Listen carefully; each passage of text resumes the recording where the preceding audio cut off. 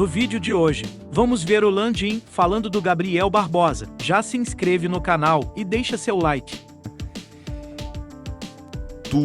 Como é que foi ver isso daí rolando? Rapaz, eu nem vi, eu fui comunicado pela própria imprensa que estava lá no campo, que eu fui para comemorar o título no gramado e tal, e aí eu tô por ali, passa um repórter falando, pô, você viu a declaração do Gabigol? Você quer falar alguma coisa? Eu falei, meu amigo, eu só quero falar sobre futebol, Flamengo campeão, a única coisa que eu quero falar hoje, você me desculpe aqui, eu tô aqui para comemorar meu título, desculpa, não quero falar sobre mais nada, eu quero, pô, isso aqui, chegar e ganhar um campeonato como esse, tão difícil e tal, porra, é dificílimo, porra, cara, não quero falar sobre mais nada hoje. Depois, se tiver algum problema, vamos ver. Mas assim, cara, não é assim. A gente como é que é a história ali do Gabigol? Vamos lá. O Gabigol é um ídolo do Flamengo. Eu acho que o que ele fez para a história do Flamengo está marcado na história, não vai mudar. A gente é assim, super grato a ele pelo fato dele ter ficado conosco, vamos dizer assim, esse tempo todo. Só lembrando que ele chega no Flamengo emprestado, né? E ali ele fez um esforço também para poder vir, porque naquela época, em 2019, a gente não estava com tanto recurso e ele tinha sido um jogador que tinha sido comprado por um valor muito elevado. E ali na Inter, se a gente fosse ter que pagar pelo aluguel do passe dele, pela amortização do valor do passe dele, que a gente amortiza economicamente o valor do passe. Formação aqui é financeiro? Também. Também. Mas eu sou engenheiro de formação, sou engenheiro civil de petróleo, mas eu fiz MBA também. E me tornei gestor muito cedo, então obviamente tive que estudar muita economia. Aí manja dessas projeções, manja disso. Eu virei gestor de grande empresa muito cedo, amigo. Então, assim, claro que tem que conhecer razoavelmente isso. Mas a gente amortiza, vamos lá, voltando, a gente amortiza o valor do passe no número de anos que você tem. Então, sim, por exemplo, economicamente falando assim, se você contrata um jogador por 20 milhões de euros e você faz um contrato de 5 anos com ele, então assim, ao final do primeiro ano, é como se você tivesse gasto 4, porque é 1/5 desses 20 milhões de anos, então ele passa a valer no teu balanço 16 milhões de euros. Ao final do segundo ano, ele vale 12 milhões de euros. E é assim que... Então, como os clubes pensam assim, se vai emprestar um jogador para você que me custou um certo valor, eu vou cobrar para você ficar com o passe dele um empréstimo, o valor do empréstimo, no mínimo equivalente ao valor do que você pagou pelo passe, né? E aí o Gabigol, quando ele veio, ele deu um ano de contrato a mais para a Inter, para ele poder vir sem a gente pagar o aluguel do passe dele. Então, que foi uma demonstração de que ele queria jogar no Flamengo. Foi um lance legal, assim, reconhecido por nós. Então, assim, ao final, tanto que ao final do ano, e aí a gente já tinha melhorado muito as receitas do Flamengo, né, com os prêmios que a gente ganhou e tudo isso, e a gente sabia que a gente estava entrando dentro de um outro ciclo, que teria sido um ciclo ainda melhor do que foi se a gente não tivesse tido o problema da Covid, que foi um tremendo de um problema, né? Que afetou receita de bilheteria, receita de patrocínio, afetou tudo, né? Mas assim, a gente foi lá e contratou ele pelo valor que estava lá estabelecido lá no contrato e não discutiu, nem discutiu absolutamente nada, contratou ele. Então assim, o Gabriel a gente contratou ele por 5 anos, mais 5 anos, então já tinha mais 5 anos. E vamos ver, até eu diria assim, teve um desempenho em 2020, a gente teve as lesões, eu lembro de uma lesão que ele teve e tal, a gente começou a botar o Pedro, que acabou sendo um jogador fundamental também na conquista daquele campeonato brasileiro. O Gabriel volta no final da disputa e volta muito bem também, e a gente acaba campeão brasileiro, né? E no ano de 21 foi um ano muito complicado, porque a gente teve a paralisação da Covid afetando todo o calendário no final do ano. Não sei se às vezes as pessoas esquecem, mas a gente teve que disputar 17 jogos em 50 dias, porque ficaram botando jogo de 3 em 3 dias. Não é 2 jogos por semana, que é 3 dias, 4 dias, 3 dias, 4 dias. Não, é 3 em 3 dias. O Flamengo teve que fazer uma sequência de jogos de 3 em 3 dias. Chegamos moído na final da Libertadores, com um técnico que foi muito bem no Flamengo, na minha maneira de ver, que fazia o Flamengo jogar muito bem, que foi o Renato. Mas assim... Tu acha que ele sentiu a pressão, cara? Porque assim, ele pede um semi-arrego ali, né? Não é arrego não, porque o Renato é um com cara... Com todo respeito, eu falo isso com todo respeito. Eu gosto muito do Renato, eu tá? também. Eu nem volto a... faz muito tempo que eu não converso com o Renato, nem entendo. Eu gosto muito do Renato. Cadê o Fernandão? Ó, a gente foi feliz com o Renatão, não foi? Muito, muito feliz. E o Renato enfrentou uma barra danada, que era o período em que o Flamengo não tinha como treinar, né? Assim, mas que ele tem um momento que ele meio que entrega o cargo, né? Isso, quando a gente perde a Libertadores, ali. Assim, eu vou fazer uma inconfidência aqui, talvez de uma maneira minha assim de pensar. O Renato tinha, e eu acho que ele tem talvez ele ainda tenha um objetivo na vida dele. Eu acho que ele queria muito ser técnico da seleção brasileira. E eu acho que ele enxergou ali que o Flamengo, com aquele plantel, tudo aquilo, e ele declarava isso, que o Flamengo tinha o melhor plantel do Brasil, tudo isso. Ele achava que com aquele plantel na mão, ele ia conseguir fazer com que o Flamengo fosse campeão. E dessa forma ele ser, vamos dizer assim, um grande candidato para a seleção brasileira. Na época o nome dele foi bem ventilado de fato, né? Eu acho que ali, ao perder aquele campeonato, talvez, aí é percepção minha, não sei se só ele falando, ele pode ter visto assim, será que talvez não tenha perdido, vamos dizer assim, um pouco essa oportunidade, esse drive para poder ser. Mas assim, eu reputo ele um grande técnico, e o Flamengo jogou muito bem com ele. Puta, eu fui nessa final da Libertadores aí, cara. Se você for ver, sinceramente, assim, eu tô aqui terminando meu 6º ano na presidência do Flamengo. Eu brinco com a turma e digo o seguinte: o Flamengo, a Copa Libertadores existia,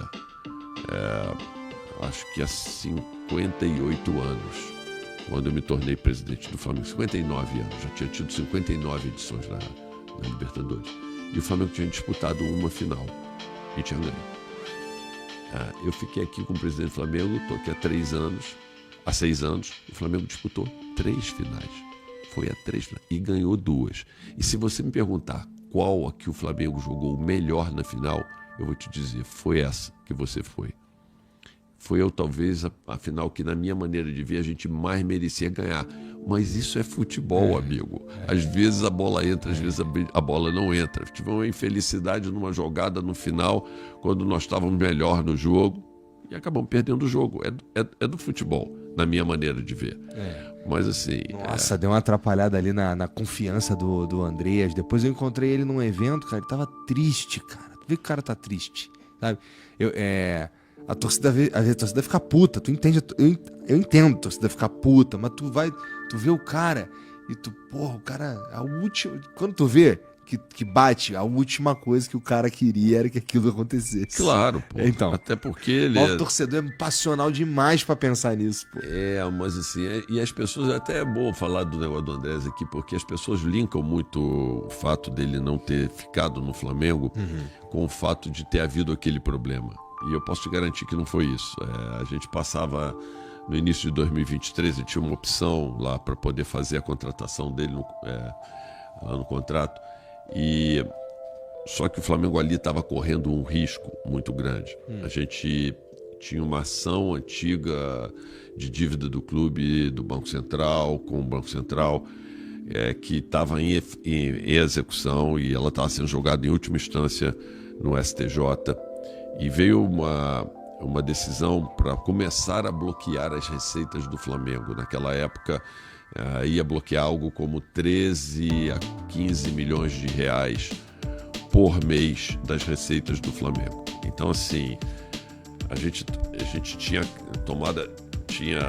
recebido essa decisão, ainda não tinha sido julgado em última instância, e seria uma inconsequência da minha parte eu fazer a contratação do Andreas ali naquele momento, exercer a contratação, sabendo que existia essa espada potencial no nosso pescoço. E a gente foi para uma decisão no STJ e a gente acabou ganhando a ação por 3-2.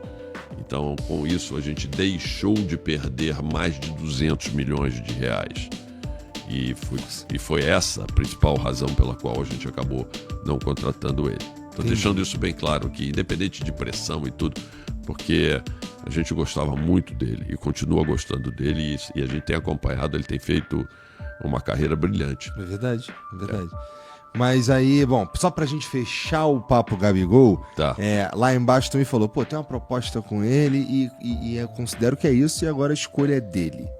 Então, vamos lá, é verdade, a gente acabou fugindo um pouco do assunto aqui. A gente teve esse desempenho dele bom, até 2022.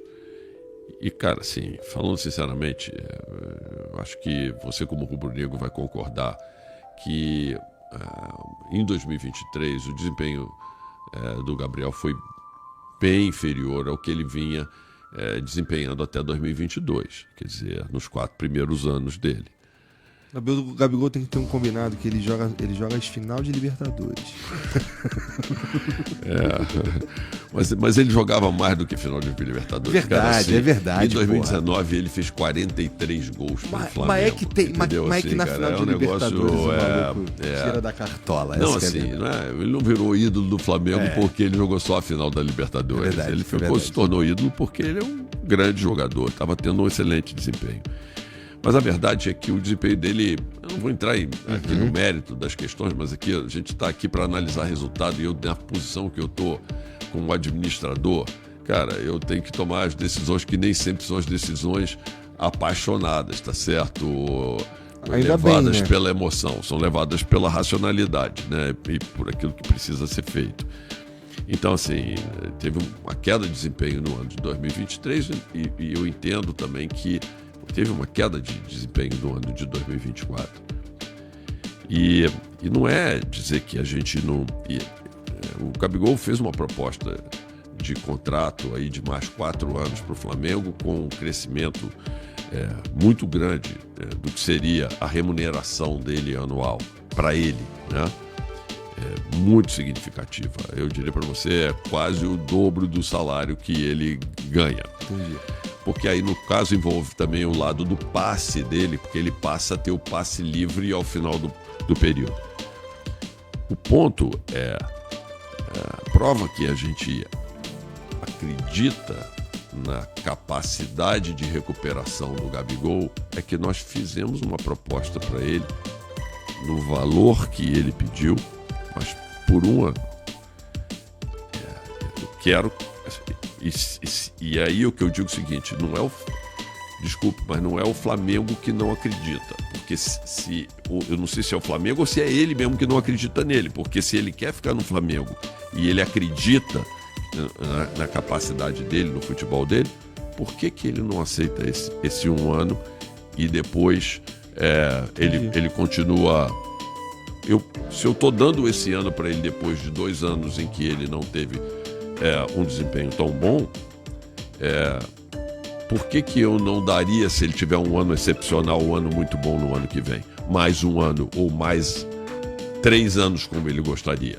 Então eu acho que que para um administrador é um risco muito grande você tomar uma decisão de renovar com um jogador por 4 anos quando ele teve 2 anos em que o desempenho dele não foi compatível com aquilo que ele recebia. É só isso. O Flamengo acredita nele, prova, e acredita em que a gente tenha um Gabigol como ele foi dos 4 anos nesse primeiro ano. Entendi. Cara, quando você olha para um... Vai, vamos lá. Tem ano que o nosso departamento médico tá cheião, né? Tem ano, a gente tem alguns jogadores como o Arrasca, por exemplo, que graças a Deus não tem mais aparecido a paradinha na virilha dele, mas porque enche o saco dele e mexe. Você sabe que ele hoje sofreu um problema com uma cirurgiazinha pequena no joelho, mas é algo que precisava. Tô Tava travando o joelho dele. Então, esse tipo de... isso daí, pro gestor, pro presidente, pro cara que tá olhando ali, qual que é o momento que acende uma bandeira, um alerta vermelho? Tipo, caralho, meu departamento médico tá cheião. O que tá acontecendo? É um jogador especial que tá lá? É um monte de jogador que acaba indo? Como é que é? Já é planejado? Então, tem diferentes tipos de lesão, sabe? Assim, você tem lesão que é por trauma. Então, assim, você tem um jogador que ele tá jogando, vai lá, dá um carrinho no cara, dá uma porrada no cara, quebra o cara. Isso aí não é lesão muscular de esforço e tal. Então, isso aí... Não tem o que fazer? Não tem o que fazer. O cara tá com a perna apoiada, leva uma pancada. Bom, isso aí não tem como você prever, né? Como engenheiro aqui, se você diz que tem manutenção, quando você tem uma máquina, você tem uma manutenção que é corretiva quando ela quebra, né? Ela tem uma que a gente chama preventiva e tem a preditiva, que você pode até prever eventualmente que aquilo pode dar um problema e você... O que a gente tenta fazer? Fazendo um paralelo, a gente tenta fazer uma medicina meio que preventiva, por isso que a gente tem uma série de indicadores com os nossos jogadores, que a gente faz controle de sangue deles e tudo isso, onde você tem alguns marcadores que começam a ver que de repente o cara está entrando num nível de estafa, às vezes muscular, que é um risco grande para que ele venha a ter uma lesão. E aí é nesse momento que às vezes a gente poupa o jogador, às vezes as pessoas dizem, mas não pode poupar, mas não é assim, faz parte do planejamento tirar o cara. E olha, o nosso departamento médico é super preparado para isso, tá certo? Agora existe também